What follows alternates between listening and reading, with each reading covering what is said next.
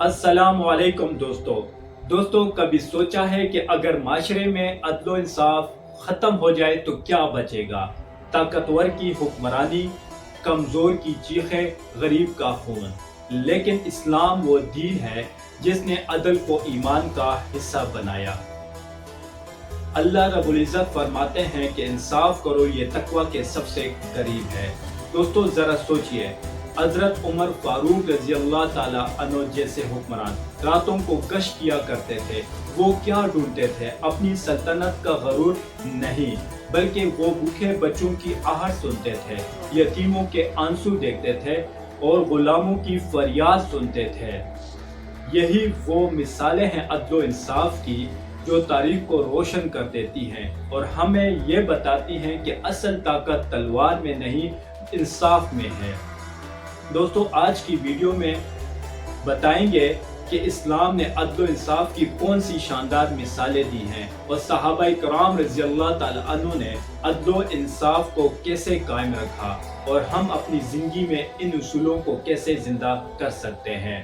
قرآن بار بار عدل کی تلقین کرتا ہے کہ جب بھی کوئی بات کرو تو انصاف کے ساتھ کرو۔ اللہ رب العزت کے نزدیک سب سے زیادہ محبوب ترین حکمران وہ ہے جو عدل کرتا ہے اور سب سے ناپسندیدہ حکمران وہ ہے جو ظلم کرتا ہے۔ عدل و انصاف صرف عدالتوں میں نہیں بلکہ ہماری زبان اور تعلقات میں بھی ہونا چاہیے۔ حضرت عمر فاروق رضی اللہ تعالی عنہ کی خلافت میں ایک یہودی اور مسلمان کا مقدمہ آپ کے سامنے پیش ہوا۔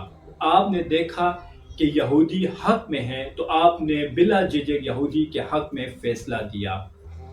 یہ ہے اسلام کا عدل، جہاں نہ کوئی مذہب دیکھا جاتا ہے، نہ کوئی طاقت دیکھی جاتی ہے، صرف عدل و انصاف دیکھا جاتا ہے۔ ایک دفعہ ایک غلام نے حضرت عمر فاروق رضی اللہ تعالیٰ عنہ سے شکایت کی کہ امیرزادے نے اسے مارا۔ آپ نے چھڑی لے کر غلام کو دی اور کہا کہ اسے مارو جیسے اس نے تمہیں مارا۔ یہ ہے اسلام کا عدل و انصاف۔ دوستو کیا ایسا عدل و انصاف آج کل کے دور میں آپ کو نظر آتا ہے؟